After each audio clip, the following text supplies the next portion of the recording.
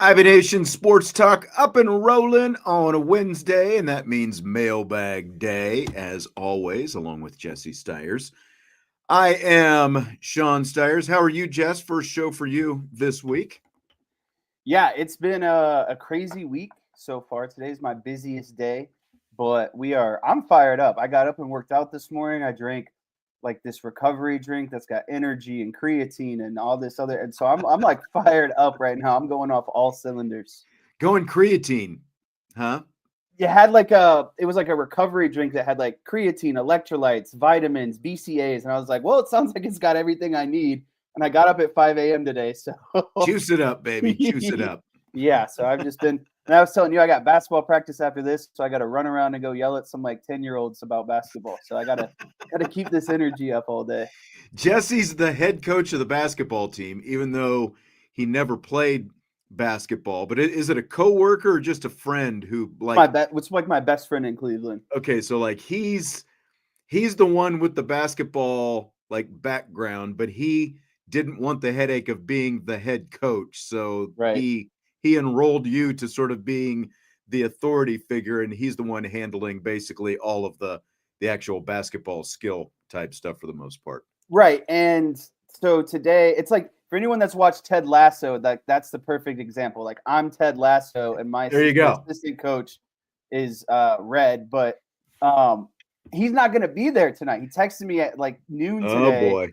He said, "Hey, I'm not going to be there tonight. I just got home from Myrtle Beach." And I'm like, "Okay, but practice isn't for 7 hours. So like why can't you make it? Are you just tired? Do you not want to go?" So it looks like I'm going to be running practice tonight, which might mean a lot of running and a lot of scrimmaging, to be honest with you, because our first game is this Saturday. So we got to make sure that we're looking pretty good. All right. Well, it is. Joe says that you're drinking stuff manufactured in Uzbekistan. Maybe. I don't know. I didn't read the label. Never know. Yeah, that's right. Maybe it's Beijing. Maybe it's Uzbekistan. Who knows? Vietnam. Who knows where it comes from? All right. Well, get your questions in. Salty has given us a starter kit for the mailbag tonight, like he usually does. So Salty's got a bunch in. If you're getting in right now, there's still time. Get your questions. It's because it is a mailbag show, and we will, of course, have some rapid-fire questions later on. Great stuff in the women's basketball mailbag, by the way. Yesterday, you missed that. We had a lot of really good Notre Dame women's basketball questions yesterday. I didn't know you guys had a women's basketball mailbag yesterday. We did. First time we've done it. Gave it a whirl, and it worked out pretty well. So I'm sure we'll do it at least once more, if not even more, before the season comes to a conclusion.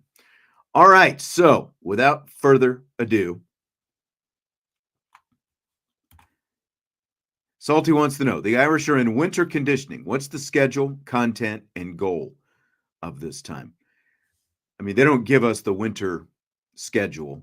I can't tell if this is like for like you, like asking like what the content of your shows might be. I can't tell if that's like the content of conditioning, or I think he's talking about the football team, winter conditioning, basically, because they had to kind of, had to delay the start of winter conditioning after going so late into the season. And we're 2+ weeks since the season ended. So, I mean, really, it's no different. The goal, I don't think, is any different than any other winter. It's just that you're starting it a little bit later. I mean, strength, speed, agility are going to be the biggest things, don't you think?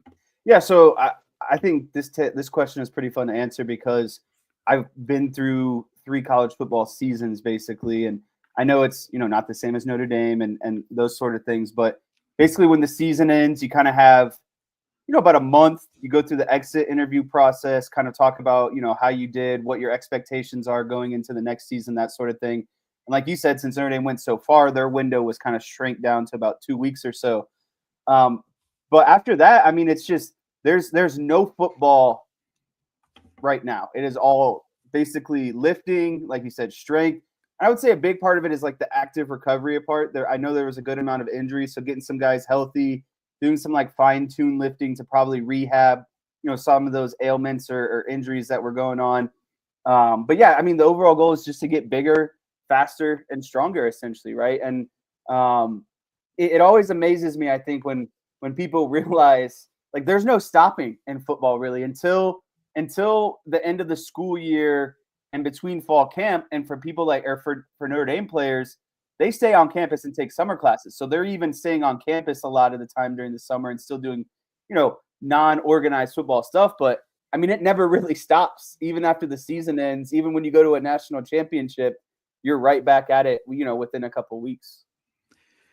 Absolutely. And, like where they are right now, the recovery part of, sort of decompressing for the season has been the most important thing. And now it's going to be kind of gearing up towards spring and kind of seeing, what some of those bodies look like. It is going to be a little bit more compressed schedule that they're on, though. And kind of speaking of which, we'll go ahead and use Outbound's question. The spring game is going to be on April 12th, which is a lot earlier. Yeah, it's a lot earlier than typical. Like the last couple of years, it's been around the 20th, even as late as the 24th, 25th, like in that range. So it's like a week and a half to 2 weeks earlier than what they've done, which I think is really interesting considering, again, the season didn't end until January 20th. So it was almost like, well, would they push it back a little bit farther? Well, they're actually pushing it up to April 12th. So he says, any advantage or just get it out of the way to give the guys a bit of a longer break since the season was so long. So what do you think about that? Yeah, that's the first thing that I noticed when they announced the game, is it felt a little bit early considering that the season, ended. And so I think there's probably one or two scenarios, like you said, just kind of finding a way to give them more time off at the end, essentially. But I think another thing too is, at the end of April, beginning of May is final weeks too. So you have to maybe figure academia was a part of it too, maybe giving them more time off to study for finals, considering they played a playoff game during their last final session, basically against IU. So I wonder if that played a part in it, just knowing how much they value the academics and the student athlete part, and just giving them ample time to, be done with football and focus on those finals at the end of the year. I agree. And what I'm most curious about, it's one thing to move the date up. I'm curious to see what the rest of the spring schedule actually looks like. And we haven't got that yet. And I mean, and honestly, we're getting to the point, since it's February 5th now, here within the next couple of weeks, we might just get that spring schedule. And I'm curious to see what it looks like. Do they do maybe a little bit more before spring break this year than what they've done the last couple of years? Haven't got any insights into that yet. So I'm anxious to see, curious to see what exactly it looks like, because it's definitely going to be, maybe, like, would they even, because there have been times where they've even started spring practice at the end of February, like you wouldn't think that they would do that this year, again, considering that they just played a football game in the national championship game on January 20th, but who knows? So I'm really curious to see exactly what the entire spring schedule is going to look like.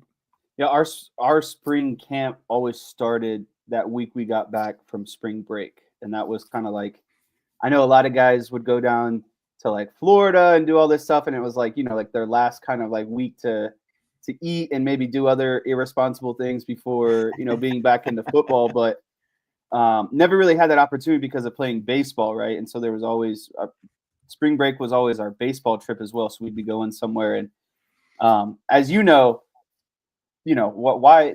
there's actually stuff that goes on during spring break. You can't just not do things as an athlete. I know that was your favorite thing back in high school when you were the baseball coach. I can't go on spring break. I have responsibilities as an athlete. Yeah, exactly. Exactly.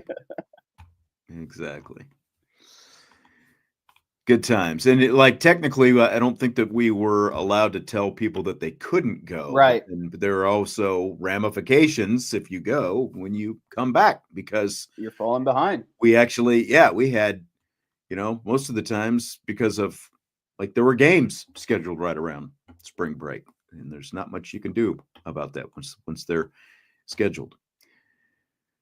Salty wants to know the biggest benefit Notre Dame will realize from the ACC-ESPN deal.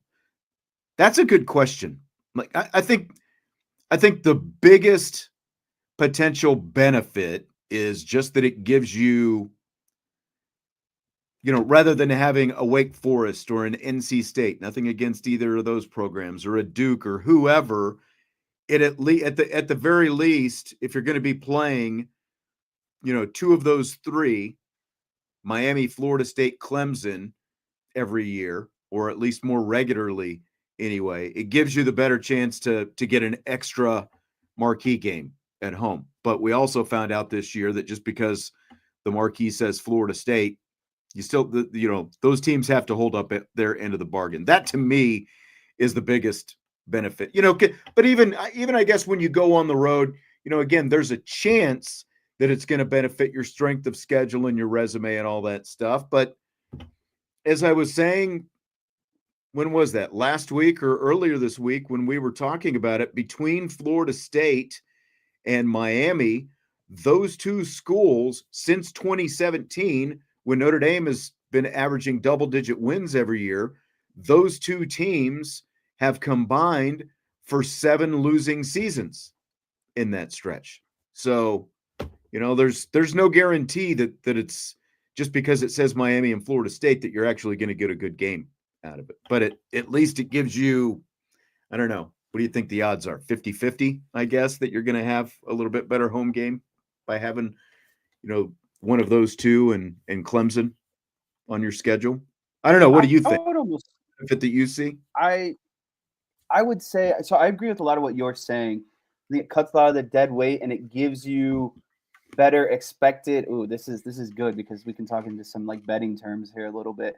Gives you more expected value on those opponents, right? Like the chance, like if you're looking at it in terms of like boom or bust, there's a higher chance of boom than there is bust by continuously having Miami, Florida State, and Clemson on your schedule. So I think that's the main thing is it's going to cut off dead weight, give you more of those marquee matchups, give you more of a national spotlight. But to me, I mean, and I don't know if this is maybe, too easy, but I feel like it naturally kind of pumps Notre Dame's ego a little bit more. You know what I mean? Like if anything, it's like, okay, well, obviously ESPN feels like we are a necessity to keep the ACC afloat, even though we're not even technically a part of the ACC in football. So like, again, I know that doesn't do anything for anyone, but at the end of the day, it still pumps up the Notre Dame brand a little bit more. It pumps up their ego a little bit more. You can, puff your chest out a little bit more as a Notre Dame fan. So,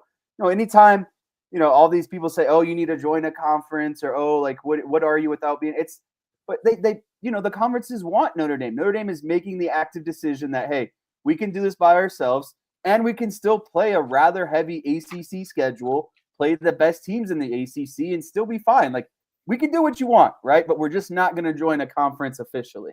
I mean, and that's a good point because look, without Notre Dame being attached, with this ACC agreement, the ACC network doesn't exist. And just Notre Dame, even though Notre Dame is not a full-fledged member of the conference, every time Notre Dame goes on the road to Duke or North Carolina or Wake Forest or NC State, on and on and on and on, like that game typically, unless, other than those schools' specific rivalry game, if they happen to be hosting it, when Notre Dame goes to those places, that's going to be the biggest crowd that those schools get over the course of the season because they're Notre Dame. Like look at Georgia Tech. Why do you think Georgia Tech moved off campus and into the Mercedes-Benz Dome this season for, a neutral site game? Because there's more butts that they can put in the seat by playing it in an NFL stadium, and they pack the place. And, so like the ACC and everyone else can complain about Notre Dame not being a full-fledged member of the ACC, but just Notre Dame being part of this, it props up that conference and it props up the TV contract. And quite frankly, if Notre Dame weren't even in with one foot into this deal, with all this other stuff that's gone on with conference realignment and everything else, ACC would probably be in pretty dire straits without Notre Dame being just a partial member of the conference in the way that they are. right now. Tom says he would rather play Clemson, Miami, and Florida State every year than the bottom feeders of the Big Ten or the SEC. They're better games regardless of whatever Notre Dame haters say. I don't disagree with that either. You know, like look at how top heavy the Big Ten was this year. There's still a better chance that Notre Dame will get a good game and everyone's going to get some kind of marquee game out of playing this trifecta than playing the Marylands and Rutgers and whoever else of the world.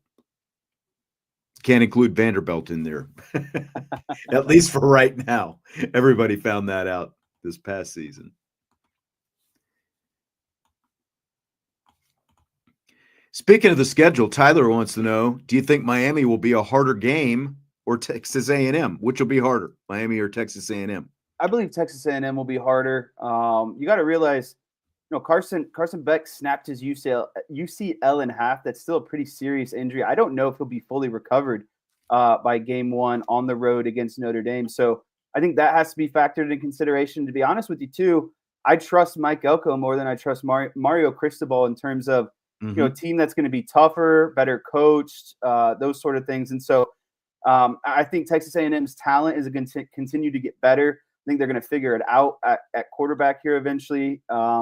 And again, they're just going to be a disciplined, well-coached team. So those are the things I fear more about coming into Notre Dame. I think they're going to be in a better position at quarterback. I think their head coach is overall better than Mario Cristobal. So I would definitely say Texas A&M. But side note, if you're Mario Cristobal, you got to be kicking yourself, man. Why did you leave Oregon to go to Miami of all places? I get it, the money was probably a little richer, but like, is it really worth it? Like, you are so much closer to your end goals with Oregon than you are Miami. But I'll digress on that topic. I think it's going to be Texas A&M as well. John disagrees with this. John Christophic says Miami is the most difficult game on the schedule. They're not going to have a quarterback.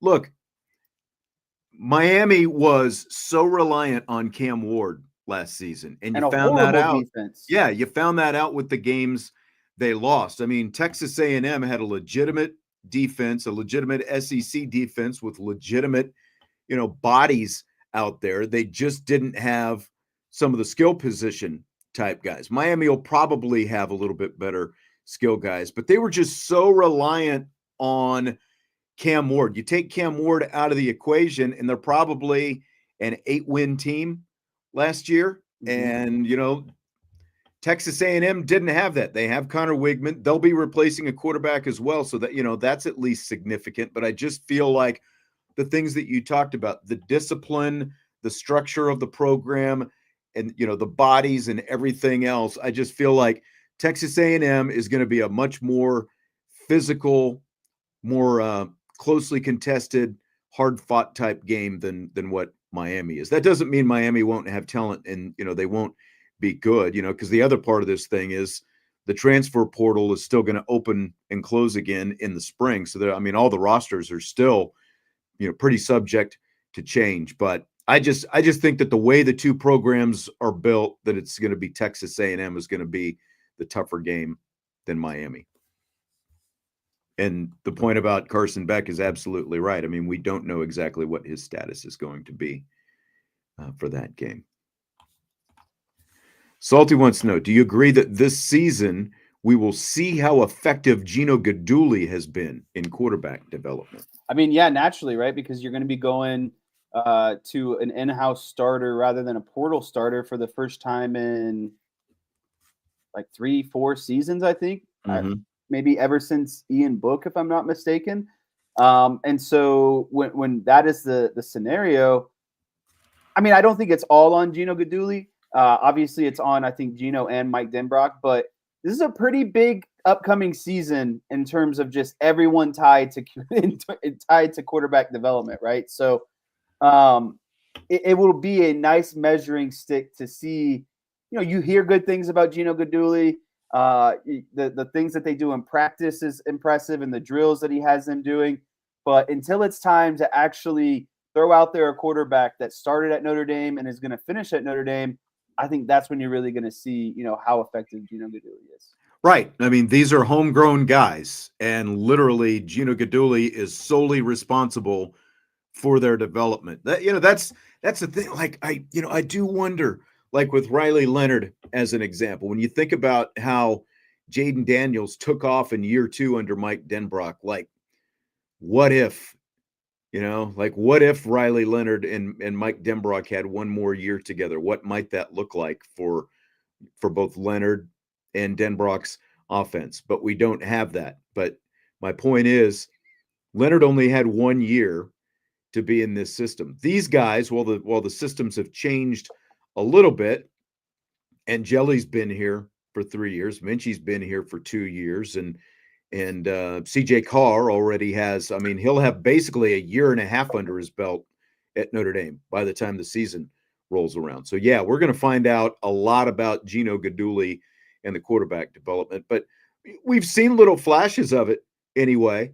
Again, like what Steve Angeli was able to do. They knew Steve Angeli's strengths and they played to him when he went out there late in the first half of the Orange Bowl to help him get that, complete a few passes and get into field goal range. So he was composed. He went out there, he did his job, and that comes from the preparation that he's getting in practice that we don't get to see week in and week out.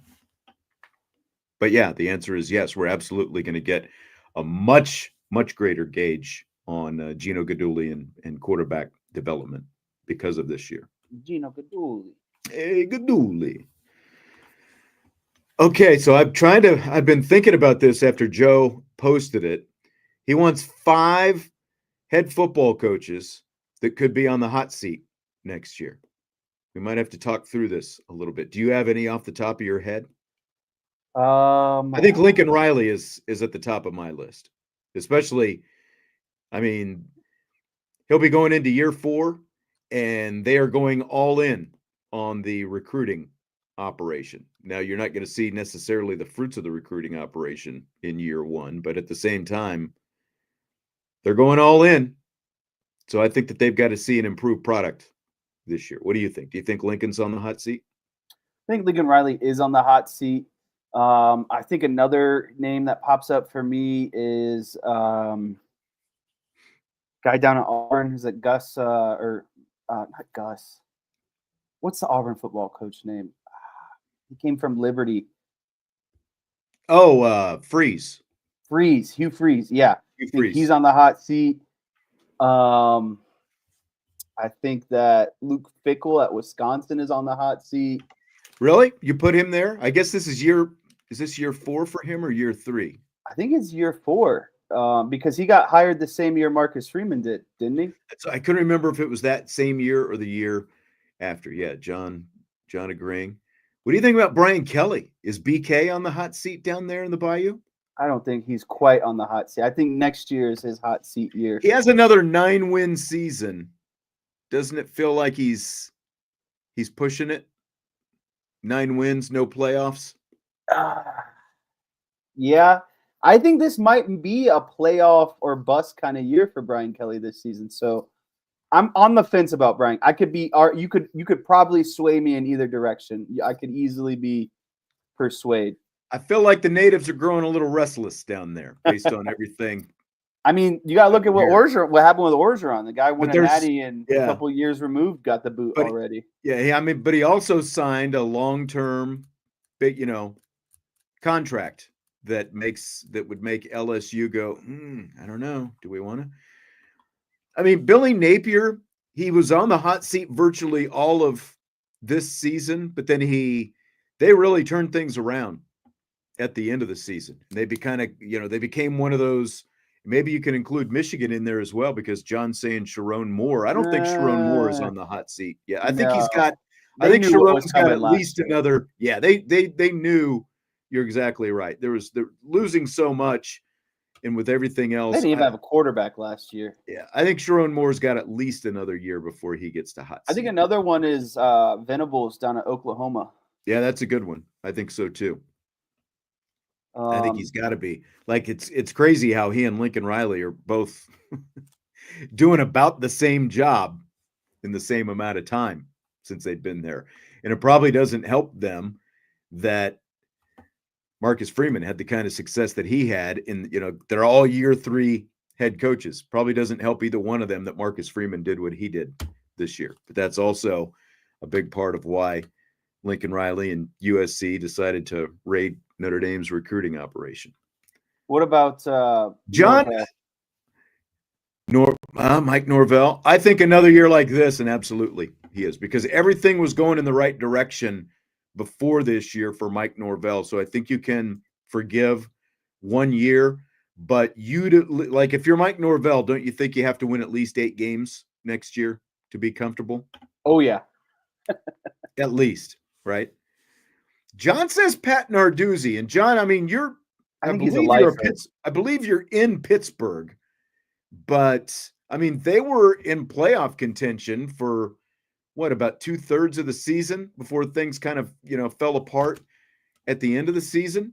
So I don't know. It feels to me like Pat Narduzzi has had pretty decent success, but I mean, you're closer to it, John. So you're more aware of what are his real expectations at Pittsburgh? Right. And that's what I mean. Like when you look at what Narduzzi has done, and we have fun at his expense, and it is man, the wheels did really fall off. Well, the thing is his team, he doesn't do anything. He doesn't do any favors by starting off well and then collapsing on the back end. Yeah. But I mean, 7-6 this year. They were 3-9 last year, but 9-4 the year before that. 11-3, went to the Peach Bowl the year before that. He's 16 games over 500 since 2015 in his time there at Pitt. He has had 1, 2, 3 losing seasons. Yeah, I think he's pretty. And I think as long as the retention rate is good, 7 bowl games. If you're Pittsburgh, I realize there's going to come a time where that's not going to be good enough, but it feels like right now, that's when I look at that feels like you said, what are the real expectations at Pitt? Probably get to a bowl game, I would think. Try to win the ACC. Have a good retention rate, have a good graduation rate, have a good team GPA.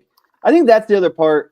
Yes, so schools that are not 100% driven by football, there's other things that matter outside of football success. If a head coach can retain players and have a good graduation rate, that goes well within the program and the athletic director, right? So another name I've kind of saw, and I think real quick, I like Tom's comment. Pitt deserves better than Pat Narduzzi. They might deserve better. I mean, everybody deserves better than Pat Narduzzi, but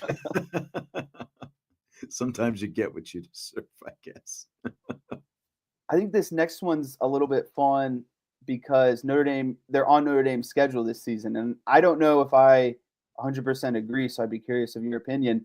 How do you feel about Sam Pittman at Arkansas?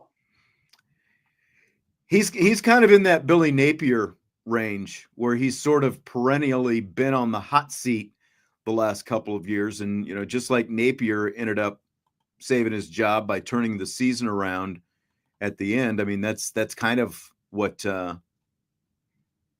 Pittman did as well down there at Arkansas. He kind of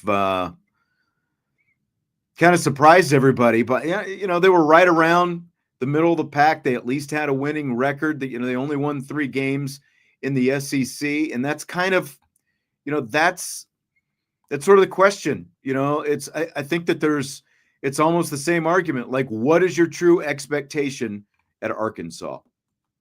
Is it any better right now than it is at Pittsburgh? Should it be? I mean, it probably should be because you're in the SEC. It's a little bit different. Yeah. And I think the issue is they were close a couple of years ago with, I can't remember that quarterback's name. He was a big guy. He kind of reminded me of Cardale Jones a little bit. I can't think of it. I think he ended up transferring, but everyone transfers at this rate. But I mean, they beat Alabama in that season, I'm pretty sure. And that was kind of, a larger upset for them. But it's are we really expecting Arkansas to contend and win the SEC and, be a team that's going to be constantly pushing for a playoff spot? I don't think so. Are you thinking of KJ Jefferson? Is that who KJ you're thinking Jefferson, of? that's what it was. Big guy. I mean, he was there for a while too. Like they never, and that's the thing too. Is like I think he started for at least 3 years, and they never Right. really got better as he got older, despite the fact that they had. Let me float a fun name to you because I think it's fun to talk about. Tell me how you feel about Lane Kiffin at Ole Miss, because every year I keep seeing they're doing better in recruiting, the transfer portal, but it's the same old, same old. Lane Kiffin finds a way to have 2 or 3 losses, be on the edge of whatever, SEC championship. This year it was, one of the first teams out of the college football playoff, and then he starts whining and crying about it. So it's like, when do you act like I'm a Lane Kiffin fan, and I think that Ole Miss has a ton of talent, and they are competitive with the Alabamas, the LSUs, and they have the opportunities. But that's the thing, is they never overcome the hurdle. Like, when are they actually going to put their foot in the door and make something? You know what I mean? I just don't think it's enough to be right on the edge consistently. I think Ole Miss is completely content with Lane Kiffin right now because they have been they were an also ran in the SEC for so long, and he's won double-digit games 3 of the last 4 years. I mean, they had losing records predominantly before Lane Kiffin showed up, and so I think that they're completely content. They've been to the Gator Bowl, they've been to the Peach Bowl, they've been to the Sugar Bowl since Lane Kiffin has been there. That's a better track record of success under him than they've had in decades, really. So I don't think he's quite reached that glass ceiling, where it's like so he's preheating still. I think he's still. I mean, if you were Ole Miss and you could win 10 games every year, I mean, I know you want to be in the playoff, and they were on the playoff bubble this year. If they expand the playoff, they'll probably end up being in with the same kind of season that they had this year. I mean, if you were an Ole Miss fan, wouldn't you be pretty content? Yeah, because there's no, like you said, there's no long-standing, success or tradition of Ole Miss football, right? And right before he got there, it was like one-off seasons. Like they would have a one-off every 4 or 5 years, but it's not like they were consistently a good team like they are under Lane Kiffin. I think this year was a huge miss for him. I think that they had the roster to be in the playoffs. And not only that, but I think they could have probably won a game or 2 in the playoffs as well. So I don't doubt it. I don't know. I just don't know at what point, when you're bringing in, you got all this NIL money and you go out and bolster up your whole defense and you fall short. But again, if you're Ole Miss, it's like, well, we're still a 10-win team and we're still going to these prominent bowl games. So right. I think for now they're completely content with that. If you push on another 4 or so years, and that's where you still are, like you're winning 10 games, but you're losing 3 and you're missing out on the playoffs, then I think that probably changes the conversation a little bit. You're right, Brian. Charlie Weiss Jr. is the offensive coordinator down there, and I would expect him to turn into a head coaching candidate here within the very near future with the success that they've had with that offense down there. I would agree. JC Bodie wants to know what radio station the Notre Dame women's games are on. They are on 96.1 FM here in the South Bend market, and you can also stream them live on the Odyssey app. And now Odyssey is not spelled like Homer's Odyssey. It is spelled AUDACY. I always have to think about it. Like it looks like, if you just look at it, it looks like it would be Audacity, but it's AUDACY because there's no IT. Odyssey. So you go to the Odyssey app and you can also stream them there, but they're on 96.1 FM here in town. Ooh, Stanford tomorrow. Yes. Should be interesting. Interesting in a Stanford, not, they haven't, they're only 1 game above 500 right now, 3 wins in the ACC. It's what's curious about them is they shoot the 3 fairly well, but they don't make they don't have 1 or 2 players who make a ton of threes per game. They have like a cluster who shoot it fairly well, but they don't necessarily deliver knockout blows with the threes. But that will be kind of their offensive thing to watch, how well they shoot the three. But defensively, they're going to have to come up for some answers for Notre Dame. Good question, though, Joe, about that hot seat. I'll go ahead and slip in Salty's women's basketball question. Where did it go? It disappeared. There it is. We did full Notre Dame women's basketball yesterday. He says, has Liza Carlin, a wonderful person, met, exceeded, or fallen short of your expectations this year? I would say that she has met them. It was kind of hard to know exactly what you were going to get from her because she plays, similar position to Maddie Westbeld. Like when you look at, like both of them are forwards, who can also step out and hit 3-pointers, a little bit of like stretch 4 type player. They both do that kind of thing. She came in, Phil, she started off the season with the injury. And I think that that's the biggest thing. The fact that she was limited by the injury early on, kind of limited what she's been able to do. But I think these last couple games, especially, like it looks like things are starting to click pretty well for her. And we talked about this in the women's basketball mailbag yesterday with all these faces coming back. There's been, sort of a reacclimation period. And I think the biggest thing that Maddie Westbeld's only played 8 games so far. And I said this yesterday. She played with Olivia Miles 2 years ago before Hannah got here. She played last year with Hannah while Olivia Miles was injured, but she had never played with both of them together. And, and she missed the first 8 games of the season. And she had also never played with Carlin, Leah Tu King, or Kate Koval. So, like, this is only game 9 that all of those players have played together when you add Westbeld back into the mix. And so I know the question was about Liza Carlin, but I feel like everyone's still sort of getting comfortable, like some of those other players outside of Miles and Hidalgo and Citron, and maybe even Citron to an extent, but they're still kind of getting used to what their roles are with this full complement of players out there. So I think that, like Liza Carlin's job is to come in and give you 15 really solid minutes per game off the bench and give you some good depth. And I think that she's done that, especially lately. Like I said, I think it's starting to click for her since she returned from her injury in early December.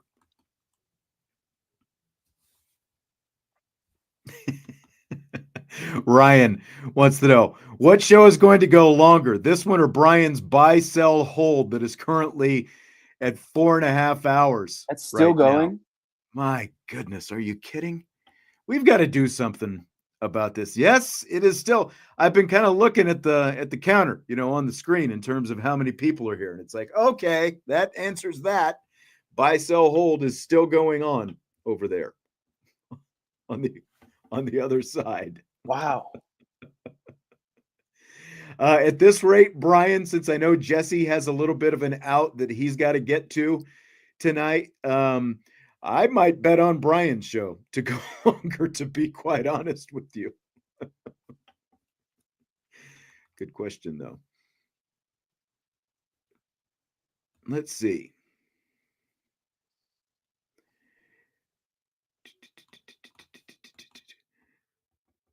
Outland wants to know any word on Blanchard. And Salty asks, do you expect that Mr. Blanchard has been waiting until National Signing Day is over before announcing he will accept the GM offer?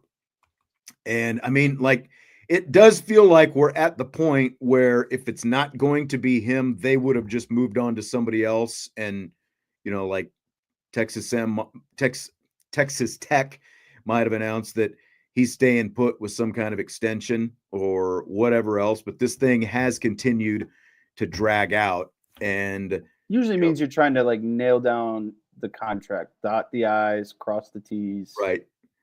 And, he is a Texas guy and he's got a family and all that kind of stuff, so there is more to it than just a single guy packing up and moving from Texas to South Bend. There are a lot of factors involved as well. So that last live comment was pretty funny to me. Which one? From Craig D. Might as well make it a 24-hour channel, IB 24/7.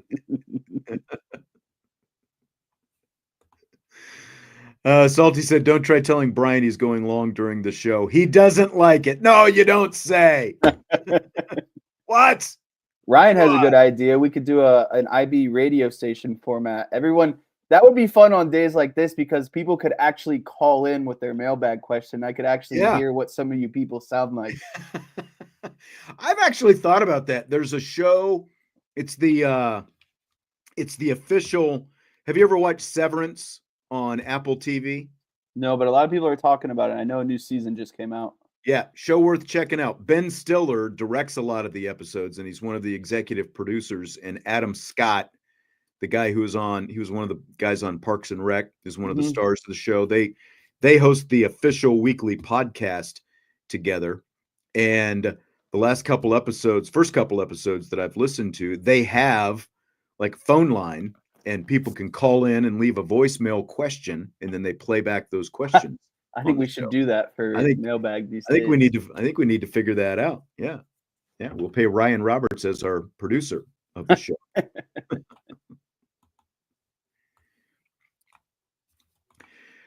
The age-old injury question. Were the injuries that occurred last season unavoidable, or is there something Lauren Lando should address in the 2025 winter and summer offseason? Your thoughts on that?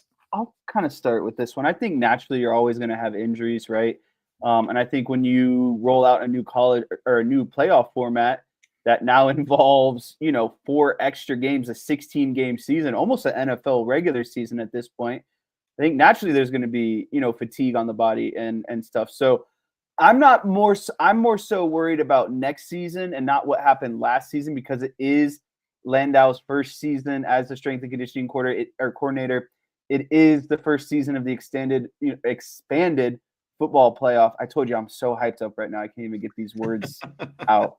But so I think the better thing is, what are you tinkering? What are you playing with this offseason to maybe improve for next season and not see as many injuries or maybe as, nagging stuff throughout the season. So I think this year, because of, Landau's freshness to the program, the expanded college football playoff, I think next season is a bit more of a gauge to kind of figure out, what's working and what's not working, and maybe have more criticism at that point.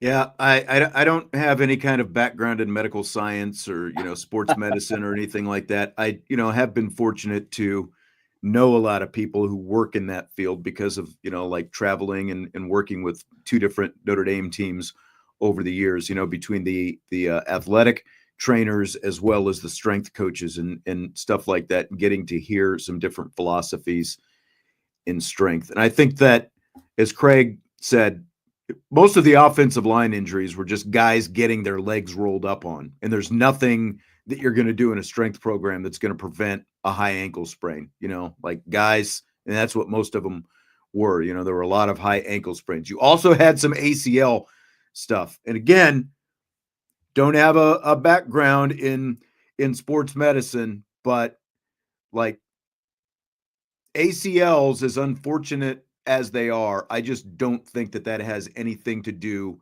with who the strength coach is or what you are or are not doing, when it comes to ACL tears, because you plant your foot and you turn, and unfortunately there it goes. I mean, like, I don't know how many I've seen on basketball courts where literally all it is hello. All it is a player coming down, and it looks as harmless as can be, and it turns into an ACL tear and, sometimes MCL along with it. So I don't subscribe to what we saw being, like you pin that on the strength coach with what they had. I think it was just a very unfortunate, rash of that kind of stuff. And I mean, you got later in the season, you never want to see anybody go down, but like once you got into November, with the exception of Riley Mills, like that was like the only late season injury that you saw. I agree with what you're saying, though. You just now need to sort of reassess and figure out what these bodies feel like and what they need to do, how much or how little they need to do in the spring to get them ready to gear up the way they need to gear up, like they usually do in the summer, to get them ready for fall training camp.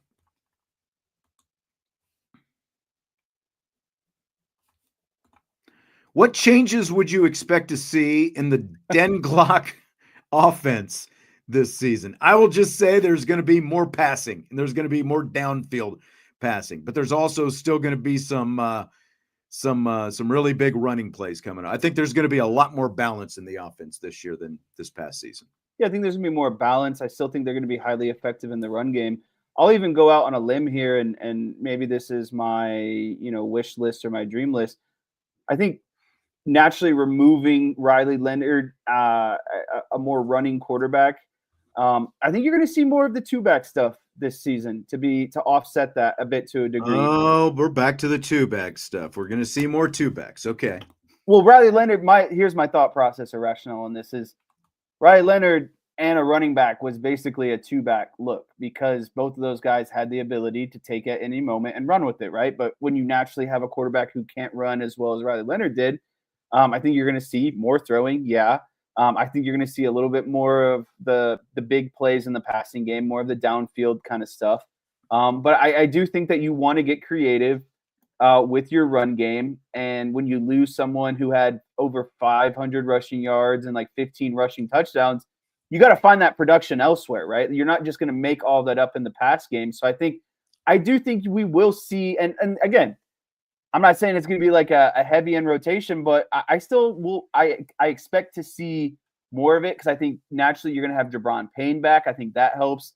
I think Aeneas Williams came along great. Obviously, we know about Jadarian Price and Jeremiah Love. So you're talking about 4 quality running backs and a quarterback who can't run as much. I just think it makes sense to run a little bit more two-back. And it's just going to help your running attack be more dynamic and explosive. You can't just be, handed off to a singular back. Like, because you're taking Riley Leonard out of the mix. Yeah, which was another natural running option. I think that makes sense, especially assuming you are getting Jabron Payne back and, what's going to happen with Kedron Young as an example. Like you would definitely expect to see more of him in year 2 than we saw as a freshman. So, I mean, you're going to have a lot of quality running backs. That's going to be an area of strength for this offense, and they can all catch the ball as well. Like you can do, they don't always have to line up in the backfield just because you've got 2 of them out there. Like we saw Jeremiah Love in the slot from time to time. We saw more of him in the slot in practice, but yeah, I think that's a good point. Maybe we actually do see that. See, I brought the rationale and logic. I wasn't just saying it to say it. No, that's true. I mean, we've all wanted it for at least the last 4 or 5 years, but we haven't gotten it. I think naturally this year makes the most actual sense because of what you're losing in production out of Riley Leonard. Mm-hmm. And now you have 5 mouths to feed in some capacity in the running back room, assuming no one, hits the portal. True. All right, good questions tonight. We do need to keep it moving because Jesse has a hard out this evening. Jesse, are you ready for rapid fire? Let's do it. So FanDuel has posted college football season over-under win totals for next season. Notre Dame's is 10.5. And we always complain that their number is too low. So what do you think about 10.5 for 2025? Yeah. Bigger expectations are coming for Notre Dame. And whether that's something you want or not, I think it's something, like you said, we have been asking for as fans. I always feel like Notre Dame is undervalued by like 1 win every season. That's no longer the case. And to be in a group that also is, consists of Ohio State, Oregon, Penn State. I mean, basically what you're saying, Ohio State, Oregon, Penn State, Notre Dame, those are the national championship favorites, right? Like if you've got the most wins at 10.5, and knowing kind of where Notre Dame's path lies in the college football playoff, I don't think it's unreasonable to say that 10.5 is the number. I think that 1 loss is ultimately, with their schedule, I think it's not inevitable, but I would be understanding. And I definitely think one loss gets you in the playoffs. I said before, 2 losses is when you kind of get on the fringe. But again, you raised the expectation bar as Notre Dame now by going on to the national championship, having this deep playoff run, knowing what's coming back defensively and offensively. So I like where that number is at. And I think, again, it shows that they are one of the few favorites for next year to be the national champion. Yeah, I mean, you got to the national championship game, and you've got a lot coming back. You've got your head coach in place. You've got your offensive coordinator in place, most of the staff in place. Obviously, we know what they replace in terms of the staff with the defensive coordinator, but I think it's a very well-deserved number. I also think that, like from a Vegas standpoint, they're going to get That's sharp. They're going to get movement on both sides of this sucker, like I think at 10.5, like last year, I don't know how much action they got on the under. I'm sure they got some, but I feel like 10.5, you're going to get all the Notre Dame fans pounding the over because they're so confident in what they just saw this year. And all the skeptics are going to pound the under. So I don't even think this line is going to move before the season starts. I think it'll sit here right up until the opener. So I think it's the perfect number. And by the way, Ohio State, Oregon, and Penn State also have over-unders of 10.5. And again, kind of like what I was alluding to earlier, Jess, is the fact that they're setting these numbers now and they don't even know what the rosters are going to look like.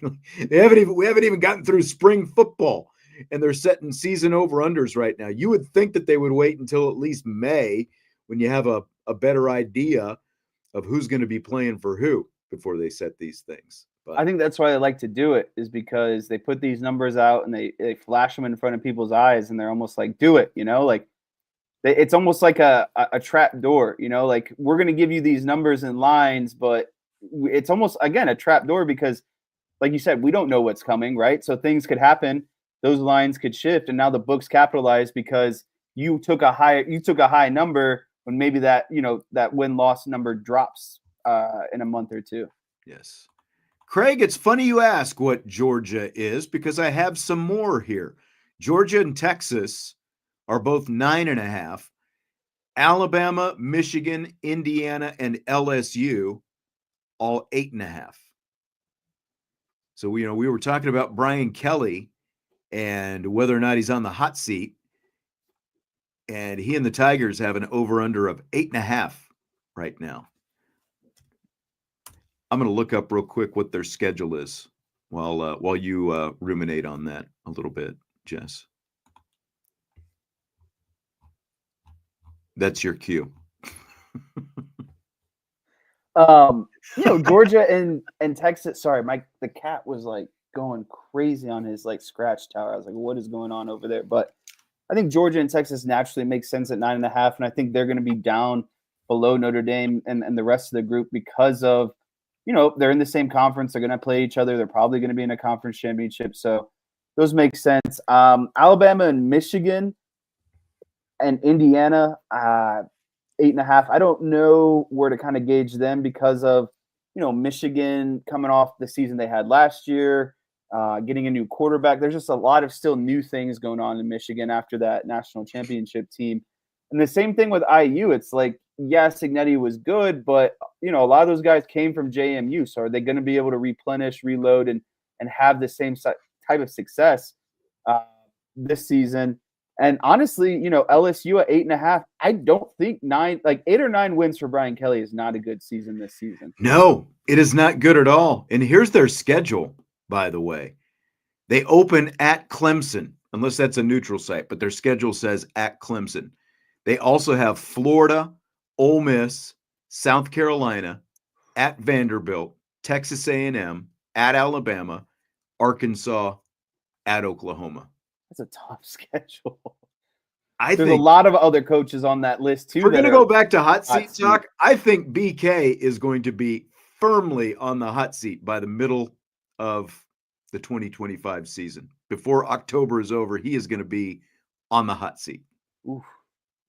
That's Do you my think prediction. there's going to be clamoring about should he just be fired at the end? Well, look, he's been there for 3 years, and they have lost every opener that he's been there. Now, Florida State in back-to-back years before the fall-off year this year, and then they lose to USC this past season. Now they've got Clemson to open up the season. Yeah, which is better than USC was last year. But that's all par for the course. That's what Brian Kelly wanted. He wanted to be down in SEC country and quote unquote be challenged more. So, I don't, at the end of the day, I have no sadness for the guy. This is what he chose. And so if it blows up in his face, then so be it. That's on him. North Carolina and the Fighting Belichicks have an over-under of 7.5, which feels that's pretty modest. I thought it felt a little high. Sorry, that's what I meant. It felt high. Okay. USC is also 7.5. Colorado has an over-under of 6.5. Interesting. Oh, I guess he is losing, Travis Hunter and his quarterback. Yeah. And a defensive back as well. Basically both his sons. Let's see who North Carolina has this year. TCU. It's going to be on national TV. Clemson. Their schedule is very manageable. TCU, Charlotte, Richmond, UCF, Clemson, Cal, Virginia, Syracuse, Stanford, Wake, Duke, NC State. I can see why it's 7.5. I think that's very, very manageable. So Jeremiah Love has plus 4,500 odds for the Heisman. Good value or a waste of money? Well, it's extremely high value in my opinion. You're talking about one of the most explosive athletic running backs in the country. There are going to be some big names on that list that rival him. A couple that come to mind are, Drew Aller, DJ Lagway, Nussmeier, Jeremiah Smith, Jamison Williams, a wide receiver for Alabama. Like, there's other names on that list. I think the only thing that limits Jeremiah Love, in my opinion, is just how much of a snap share goes around. Like, he's not a running back like Genty, who's literally taking, 20, 30 carries a game. That's my point when I ask, is it a waste of money? Because, yeah, plus 4,500 is awesome value.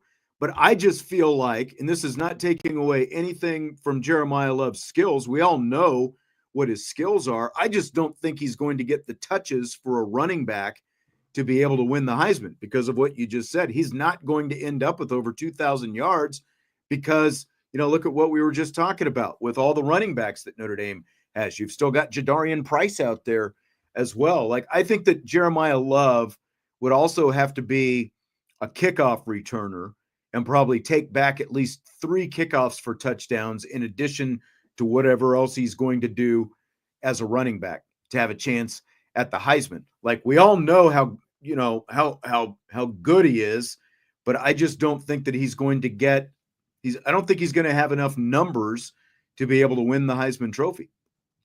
I think he'd have to be around 1,500 all-purpose and over 20 combined touchdowns if he wanted a legit shot at the Heisman. I think because his yardage number is going to be down, I think his touchdown number would have to be like insane. You know what I mean? Like, he'd have to, like I said, I think if he wants a real shot, he'd have to have 20 touchdowns and above. Yeah, I mean, he pushed 20 touchdowns this year, but, again, like,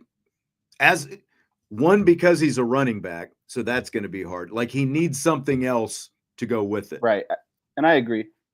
Yeah. I mean, it's a QB award, basically. Right. And you've got to be, like, to be a non-quarterback and win the Heisman, you have to do something. Either there has to be no quarterback player who makes sense, or, you've got to be Travis Hunter, basically. Fill in the blank. It will be blank if Notre Dame does not make the playoffs this season. It would be a monumental letdown if Notre Dame doesn't make the college football playoff next season. Marcus Freeman's tenure has continued to show progression and taking a step year after year after year. And coming off a national championship, there just can't be that letdown. Like, this is the time to continuously keep going up, essentially, right? Like, I don't know. I don't expect another national championship, game. I think I think the Final Four is probably my expectation for next season. Right now, looking at it, very, very early on. But I just don't think that not making the playoff is an option. Yeah, it would be a monumental letdown if they don't make it to the playoffs, because think about how those first round playoff games played out this year, and like what SMU looked like, and Right. what Indiana looked like, quite frankly. And even though, again, I think you can kind of look at Indiana's season a little bit differently by the time it was all said and done. The fact that their only two losses were the two teams who played in the national championship game. But my point is that tier of teams that didn't win a conference championship game and have to go on the road in those first round playoff games, like, with everything that Notre Dame has coming back, they should easily, at worst, be one of those four teams, and not just in the conversation to be one of those four teams. At worst, that should be what they are this year, with all that they have coming back from this team that went to the national championship game. So it would be a major, colossal letdown if they're not at least in the playoffs next season. The other thing, though, is like, it's going to be interesting to see as well, like, when we were talking about conditioning and strength and all these different things, sort of what this looks like now for programs that do make it even at least to the semifinals by playing those extra games, like what the rollover is, how it impacts your off season, and what the rollover is even, to the next season, with everything, with the greater toll and strain that they're putting on these bodies compared to the past. But I guess, as I kind of talk through this, at the same time, obviously they're younger, and like they're younger than a 15-year NFL veteran, and plenty of those guys, like, look at the Kansas City Chiefs as an example, going deep every year. Right. So, fill in the blank. You will remember Riley Leonard for blank. I will remember Riley Leonard for being a tough SOB that was willing to do anything for his team in order to win. And I think it's more emphasis on the latter part of that statement. The reason why I knew Riley Leonard wasn't the most, proficient and excellent thrower of the ball, but there is something I knew, is that when the game was on the line, and you needed Riley Leonard, I felt like there was no moment too big for him. And the guy was willing to do whatever it took to win. He was flipping over defender. I mean, literally look at the Georgia game, right? To seal the game and win that thing. He's jumping over two SEC defenders to win the game. He's putting his whole body on the line. Like, that's something I'll always remember Riley Leonard for. It's just, I've never met a more competitive guy who is quite literally down to do whatever it takes to win a football game. And I mean, I would say, like, if you look at his demeanor and his aw shucks and, everything else that comes with the Riley Leonard package off the field, I would say deceptively gutsy and competitive, because, like, that's basically, like, the guy that's off the field, that's essentially the guy that you're going to run into in English class or, math class or whatever, like you don't expect that guy, especially the way he's built, because he is that's what strikes me, standing next to street clothes Riley Leonard, when we got to talk to him, that's what strikes me the most. Is this is not, he's big from a height standpoint. He is not big from a, like, muscles busting at the seams kind of guy. He is built like a college basketball player, much more so than a college football player. So the fact that he was willing to do all of those things, the fact that he does put his body on the line and, basically did everything that he could, to help will his team to victory. That's what I'll remember the most. The ultimate competitor, the ultimate guts with everything he did. And I mean, think about a year ago with the foot injury, and then the recurring injury in the plate in the foot. He couldn't get through spring. That was the biggest question that we had, is, can this guy get through a season in full health? And I don't think that he was in full health, like the foot and the ankle didn't come into play, but like you never would have known it by watching him out there. He made it through an entire season, laying his body on the line all the time. So I'll remember him first and foremost for the guts that he had every time he stepped up there on the field. Brian brings up a good point in the chat here. Over under 4.55 on his 40-yard dash. I think it's under. What do you think? I think he's gonna run a sub. I think he's gonna run like a 4.48. I would not be surprised. Maybe like a 4.5. Because like Craig is talking about deceptively fast, and I mean that's a thing as well. He is such a long strider, and just by watching him, like how many times did you watch Riley Leonard when he tried to get when he was heading for the corner, and it's like, man, I don't know, is he going to get there? Then all of a sudden, one more stride, and he's like 2 yards past the guy who's trying, who's bearing down on him, trying to get him. Like he was very deceptively fast. And I think you're right. Like in a straight foot race with those long strides that he's got, I think he'll be sub 5 for sure. And I think that's going to impress a lot of people when he gets to the combine, because you know how far those 40 times go. All right, Super Bowl this week, Kansas City, Philadelphia. Jesse, do you buy or sell the Kansas City Chiefs as true villains? I don't think they're true villains. Like, they're just, people are mad at them because they win, and they think that these refs are going out of their way to like intentionally help them win. Like, it's not like they got an arrogant quarterback or a coach that's just a dick 24/7. Like, it is what it is, like they just win games. Like, to me, a villain, I think more or less the Eagles are more villainous than the Chiefs because of someone like Sirianni, a guy who just constantly is chirping back at the fans and like can't close his mouth to the media. And, there's just certain things that go on the sidelines. Like, I don't know. Like, and again, I'm a bit biased because the Eagles are like, the team, one of the teams I hate the most, but I don't see the Chiefs as being true villains because they just win games. They're not doing things in a villainous way. They're just a good team, and they have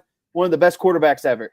Right. That's the thing. They're not doing anything on the field that's like, oh, those jerks. The only thing they're doing on dirty. The field, like they're winning games. That's the only thing that ticks people off. So, if you're a Bills fan or a fan of the 49ers or the Eagles, yeah, I can understand why you think they're villains because they beat you all the time and there's nothing that you can do about it and you just can't take it anymore, but if you're a fan of any other team, what have the Chiefs done to you other than show up every Super Bowl Sunday and give you exciting Super Bowls, for your Super Bowl parties and win those games? They've played some of the most competitive Super Bowls ever. They just gave us an overtime Super Bowl last year, I get it.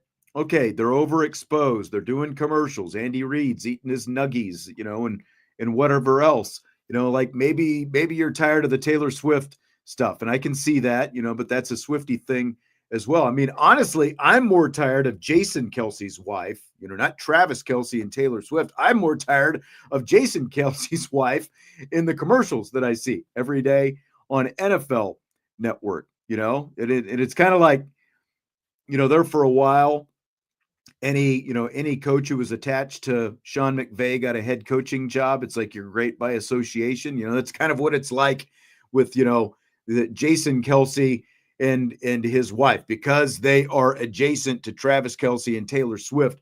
They have got all this exposure that comes with it as well. So I don't see the Chiefs as a villain because you're right. It's not like, they're out there doing nasty, dirty stuff on the field. All they're doing is winning. Well, they don't talk crap after they win either. They just win and move on. Yeah. It's overexposure that comes with their success. Yeah. I mean, and Craig, it's a perfect example. Just like Alabama, they win and people hate it. Now, like Saban, Belichick, there's a little bit more, because of the personalities that they had, with the media and stuff like that. You could maybe say, there's a little bit more there. But I mean, look at Andy Reid. I mean, Andy Reid, like he's not given the Heisman, to the media. He's out there. He's more than willing to talk, and he's an affable guy, and the whole There's thing. no So, Deflategate drama going on. exactly. No one just accused him of cheating and any of that kind of stuff. Well, they accuse the refs, so like naturally. Right. I think you saw my tweet the other weekend. I love when everyone becomes a couch referee watching these games. It's my favorite thing. Yes. All of a sudden, all these people are just credentialed refs to know what's a good call and what's a bad call. Right. So is Patrick Mahomes overrated, underrated, or properly rated? I think if you ask Chris Collinsworth, I just love him. I love him, Jesse. He's underrated. I still think he's definitely not overrated. He probably falls naturally in the properly rated, but I would still probably lean, if I had to go, where I'm leaning towards the most, I would probably say underrated, because I don't think that we understand the gravity of what this man is doing, right? It's just like, I think like Brady kind of, naturally set him up to a degree, right, where there's like even more expectations. But like the part that's crazy to me is like Mahomes hit the ground running, and ever since he became the starter, they've basically won the division every year and gone to the AFC Championship or Super Bowl every year. And he's got rings, and he's got MVPs, and he's got Super Bowl. Like, honestly, like, you could continuously talk about Patrick Mahomes, and I would never get tired of it, because the man is phenomenal. And you would be lying if you said you didn't want him on your team, right? Like, he is a franchise-changing player. So to me, I still feel like he's a little bit underrated, because we haven't seen this success this early out of a starting quarterback. And he's already chasing Tom Brady and probably still has 10 to 15 years left in the tank.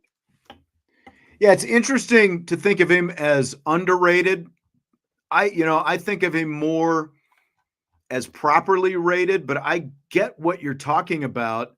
Like Brady won Super Bowls, like his first 3 Super Bowls were 3 out of 4 years. Mahomes is 3 out of 5 years, but he also played in another Super Bowl, even though he lost it. So he did it like right off the bat. Right, exactly. He has been in the league for 8 years. He's been a starter for 7 years, and he's already going into his 5th Super Bowl right now. Like, think about that. And think about, we don't know how long this career is going to last, but if it even comes within 5 years of how long Tom Brady ended up playing, like, this guy could just literally, especially if Andy Reid keeps coaching, they could just both together just blow the doors off everything. Like, we thought that Belichick Brady, and as of right now, it still is the greatest head coach quarterback combo ever. But Andy Reid and Patrick Mahomes are like, hold my nuggies, because here we go. We're about to do the same thing. Andy Reid won 8 division titles before he ever got Patrick Mahomes, but never won a Super Bowl. And now he's won 3 Super Bowls, been in another, and is about to coach in another one with Patrick Mahomes. So at the very least, I think Patrick Mahomes is properly rated, because, like, as of right now, I mean, he's in the Hall of Fame. There's no doubt about that, for everything that he's done right now, with still a whole lot more ahead of him. So I'll ask you the same question. Jalen Hurts, overrated, underrated, properly rated? I probably don't even have to ask you this question. Yeah, he's overrated. I will say half this. of his touchdowns come off of a 1-yard rush. Yeah. Where he gets pushed in by the whole team. Not to mention, he's got the best roster around him, both sides of the ball. Like, if you put Patrick Mahomes in Philly and Jalen Hurts in Kansas City. Oh, my gosh. Then the Eagles are the ones with all these Super Bowl wins. And the Chiefs, while probably still winning, they're not winning Super Bowls with Jalen Hurts as the quarterback. I'm sorry. I mean, overrated. Jalen Hurts beat the Packers and Rams this season in the playoffs with 130 passing yards. You can't do that unless you have a great defense and a spectacular running game. Like, I really think anyone could be the quarterback of the Eagles, and they would still probably make the playoffs at the end of the year. I don't know. Yeah, Maybe that's that's just a good me. like. Yeah, I mean, because like there's a list. Basically, any good quarterback you could put on that Eagles team, and if they didn't make the playoffs, then you'd be firing Nick Sirianni, right? It's not like Hurts has all these rushing touchdowns like outside the 20 or 10, 20 feet. Like anyone could get under center and they could push anyone in, you know? And it's not like he's got a crazy downfield ball. It's not like he's this elite thrower or like this crazy guy who comes to the line of scrimmage and he's audibling out of plays and checking into the right thing. Like it's again, it's not easy being an NFL quarterback, but I think Jalen Hurts has the easiest amongst all 32 I agree. NFL teams. I agree. Well, let me ask you this. I'm going to flip the order of the questions that I was going to ask him in. Since you have referenced the tush push a couple of times, do you buy or sell banning that play, the quarterback sneak play, the tush push? No, I Brotherly don't. I shove, don't whatever. buy banning it. Just figure out a way to stop it. You know, as long as the play is moving forward, like there's really nothing you can do, right? Because any other team could do it as well. So like you just got to figure out a way to do it or figure out a way to stop it. That's exactly it. That's exactly it. Any other team, as much as I hate it and complain about it and it Right. pisses me off, right? It's still a legal play. Like Yeah. I'm more mad that it works so much and no one can figure out a way to freaking stop it. That's how do more teams not run it the way they do? Because literally, and I've heard that, and they actually did a thing on NFL Network that, what is his name? Neil deGrasse Tyson or whatever. Oh yeah. Like he's a, physics guy.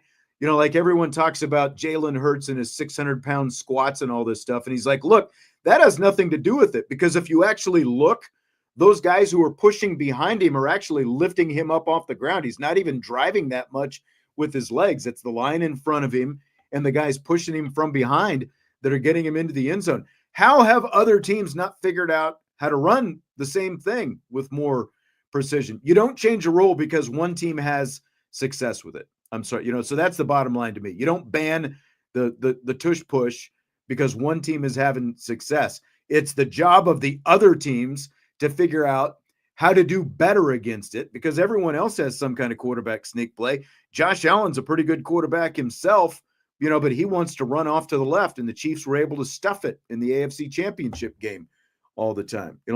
Figure out how to stop that and how to run your own sneak better. That's what you need to do, not change the rule. Yeah. And to kind of wrap up this whole Jalen Hurts discussion, do you think Jalen Hurts would still be a starting quarterback in the league if he were drafted by like the Raiders or a Saints team? No. Exactly. And I think it's the talent that he's got around him. It's the talent that he's got around him. And the willingness of, the coaching staff to play to his strengths. To buy into who he is. Yeah. Exactly. The thing is he's not going to get a mega contract when that rookie deal is over. And maybe he has re-signed another contract. But again, he's not going to get some crazy, set the market number. It's just not going to happen because he's replaceable in that offense and that defense. You don't have to pay someone a lot of money to do what Jalen Hurts does. Okay, last question for you because I know you got to get going. Super Bowl FanDuel special. Patrick Mahomes and Jalen Hurts to combine for 6+ passing and rushing touchdowns. It's got plus 320 odds. Do you like it? No, not enough. Not enough juice for 6 combined touchdowns, in my opinion. That's still a lot of touchdowns. And again, Jalen Hurts might not throw for one. So what is he going to pull half his weight and run for 3? I just don't see that happening either, right? And yes, Patrick Mahomes is going to have a game, but even if he gets 2 or 3, they're probably going to find a way to rush one in. There's probably going to be, maybe some field goals mixed in. So it's just way, you're asking for way too much to be at plus 320, in my opinion. If the Eagles, for a quarterback who doesn't throw the ball very much. Yeah. If the Eagles are even going to be competitive, Saquon Barkley probably has to have at least 2 touchdowns. Exactly. So. And so that's why this line is made up, because you got to look at if a team is going to win, what does that involve? Yes, Patrick Mahomes has to have a great game for the Chiefs to have a great shot of winning, but Jalen Hurts doesn't have to play fantastic for, their shots of winning at the end of the day. All right, well, that's going to do it for today. Appreciate you being here. Good questions in the mailbag, and Jesse's going to get rolling. I will see you again when we reconvene on Friday for the Rapid Fire show, and I think you and Vince will be back tomorrow, correct? We will be back here Thursday. All right. Sounds good. Hit the like button before you leave. Appreciate you being here. I'm going to look one more time and see who got the other show's over with. Talk to you tomorrow. IB Nation Sports Talk.